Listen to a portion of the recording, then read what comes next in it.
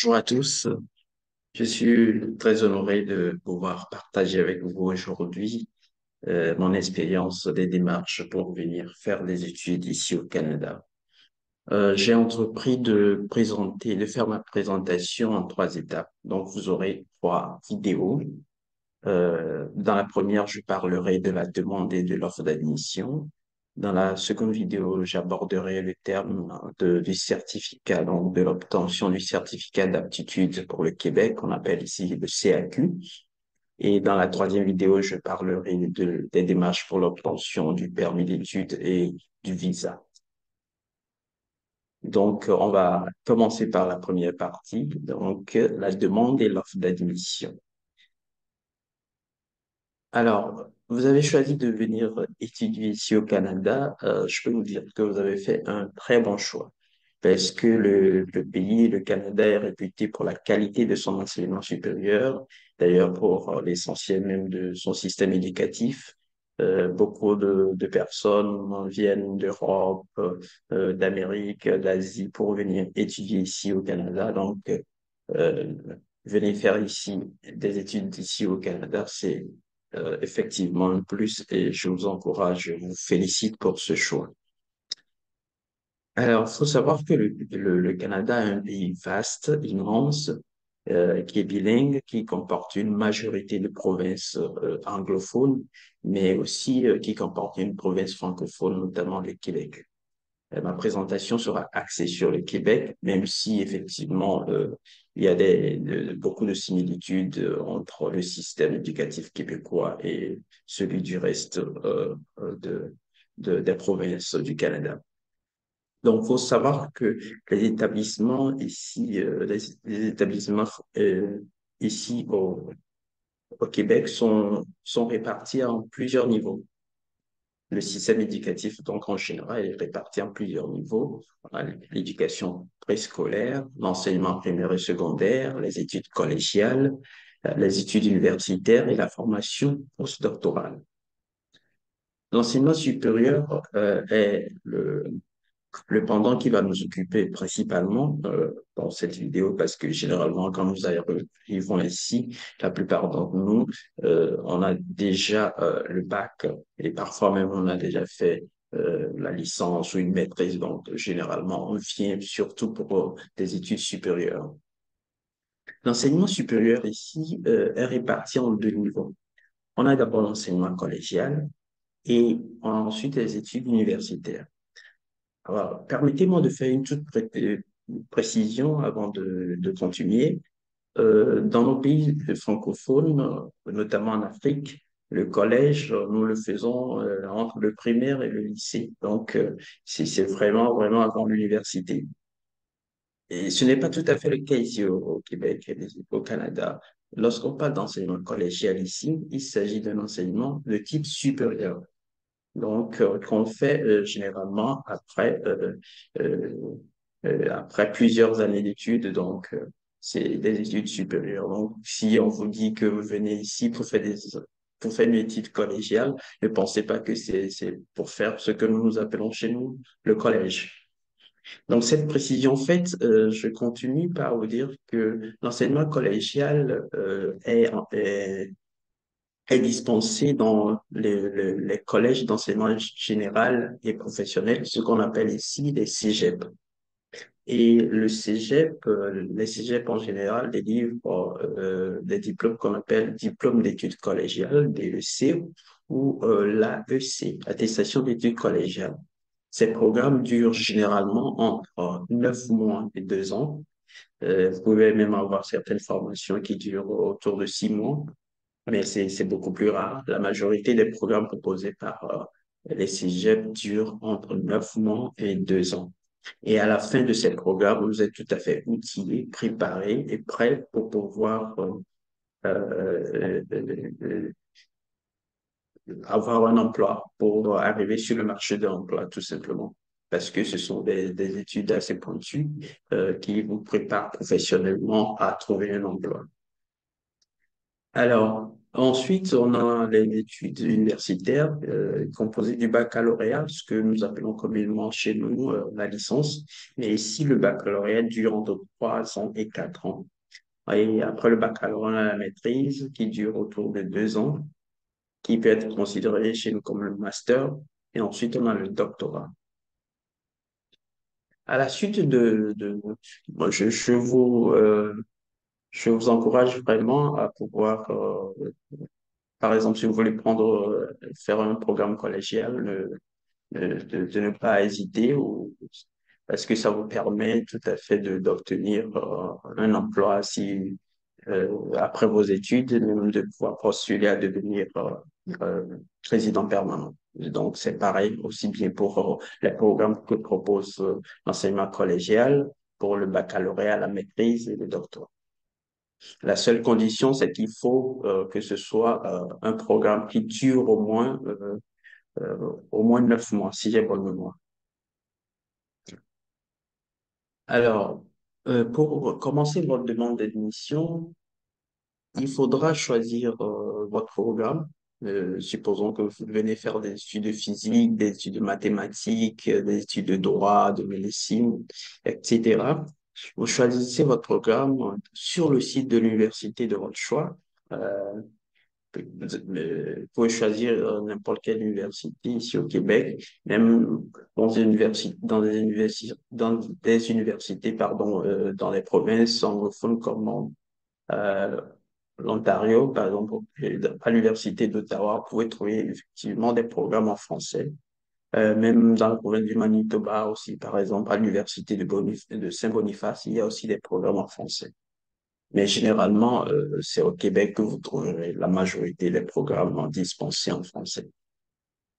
Donc, comme je le disais tantôt, c'est intéressant de pouvoir choisir des programmes qui puissent vous permettre après de, de- d'obtenir une résidence, de pouvoir postuler pour le programme de résidence permanente. Donc, assurez-vous auprès de votre université ou de votre collège, de votre cégep, donc, que votre programme vous permet ensuite de pouvoir devenir résident permanent. Et si bien sûr c'est ce que vous souhaitez faire après vos études. Donc, avant de commencer la demande d'admission, je vous encourage aussi à lire attentivement les exigences de votre programme afin de voir si vous êtes effectivement, par rapport aux études que vous avez entreprises précédemment, si vous avez toutes les qualités, toutes les ressources nécessaires pour pouvoir postuler à ce programme-là. Et aussi, l'autre chose, c'est que dès lors que vous lisez attentivement les exigences de votre programme, ça vous permet de pouvoir préparer à bon escient votre dossier de candidature. Par exemple, au niveau de votre curriculum vitae, de votre lettre de présentation, ce sera très important de pouvoir ressortir à travers ces documents-là les aptitudes que vous avez, les compétences que vous avez qui peuvent vous permettre d'intégrer ce programme. Parce que le jury verra non seulement à travers vos relevés de notes, mais aussi à travers votre CV et votre lettre de présentation si vous avez effectivement les aptitudes nécessaires pour pouvoir intégrer le programme et pouvoir le réussir. Donc, à la suite de votre demande d'admission, il y a trois types de réponses qui peuvent vous être faites. La première, celle que je souhaite naturellement, c'est que vous obteniez une offre d'admission positive, c'est-à-dire que l'université vous admette dans son programme. Et à la suite de cette offre d'admission, vous pouvez dès lors commencer le processus d'admission à travers le CAQ sur lequel je reviendrai tantôt. Vous pouvez aussi obtenir une offre d'admission conditionnelle, c'est-à-dire que l'université vous accepte, mais pour certaines conditions. Ces conditions peuvent être de divers ordres. Par exemple, on peut juger que votre niveau de français n'est pas doit être parfait, devient parfait donc votre niveau de français. Donc, dans ce cas, c'est des exigences linguistiques qui vous sont demandées. Ça peut être aussi peut-être parce que vous avez il y a certains documents qui manquent dans votre dossier et dans ce cas, on vous demandera d'ajouter ces documents-là pour que votre offre d'admission puisse être définitive. Et ça peut être aussi des cours d'appoint que le jury juge nécessaire de vous faire suivre avant de pouvoir intégrer le programme. Mais faut savoir que lorsque vous avez une offre d'admission conditionnelle, ça veut dire que vous avez déjà fait un pas. Vous avez un pas dans le programme, mais ça ne veut pas dire que vous serez catégoriquement accepté. Donc, mais si les conditions qui vous sont posées, vous les respectez, il n'y a pas de raison pour que vous ne soyez pas accepté. Et malheureusement, il y a aussi le dernier type de réponse qui peut vous être faite, c'est que votre offre et votre demande d'admission peut être refusée. Le jury peut juger que vous n'avez peut-être pas les compétences nécessaires pour pouvoir suivre le programme. Et malheureusement, dans ce cas, vous êtes obligé de surseoir à votre projet. En tout cas, en ce qui concerne le programme auquel vous avez postulé. Alors, on revient maintenant dans le cas où votre offre d'admission a été positive et que vous avez reçu votre offre d'admission. Il est très important de pouvoir télécharger votre offre d'admission parce que dans la plupart des cas, votre offre d'admission est électronique. Les universités ici au Canada privilégient les offres d'admission électroniques. Donc, en ligne, vous le recevrez soit dans votre boîte électronique ou soit euh, dans, dans une boîte que vous aurez créée sur votre portail sur le site de l'université que vous voulez rejoindre. Donc, dans tous les cas, c'est une offre d'admission électronique et il faudra donc la télécharger en veillant à ce que soit consigné en veillant à ce que sur votre offre d'admission que vous avez téléchargée apparaisse le logo de l'université ou du cégep ou, euh, plutôt, et la signature du bureau du registre. La signature du bureau du registre doit aussi apparaître convenablement sur votre offre d'admission. Et en général, cette offre d'admission contient tous les renseignements nécessaires pour pouvoir continuer votre démarche d'immigration pour les études. Et c'est très important de pouvoir commencer très tôt vos démarches d'admission dès que vous obtenez votre offre d'admission parce que c'est généralement des démarches assez longues qui peuvent durer dans le temps. Donc, plus tôt vous commencerez, plus tôt vous aurez aussi l'occasion de les terminer. Alors, un document qui est très important, qui est même indispensable pour que votre démarche puisse aboutir, c'est d'avoir un passeport. Et mieux encore, avoir un passeport qui a une durée de validité assez conséquente.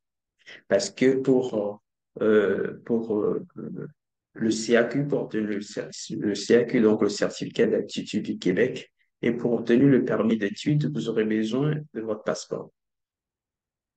En ce qui concerne le CAQ, sa durée de validité est généralement calquée sur la durée de validité de votre offre d'admission.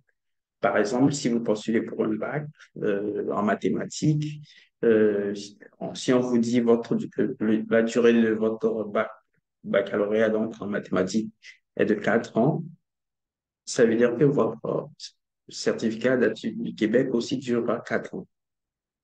Euh, donc, dans ce cas, la durée de validité de votre passeport n'influe pas obligatoirement sur la durée de validité de votre CAQ. En revanche, dès lors que vous postulez pour le permis d'études, ici, il faut retenir que sa durée de validité, donc la durée de validité de votre permis d'études sera calquée, sera donc identique à la durée de validité de votre passeport.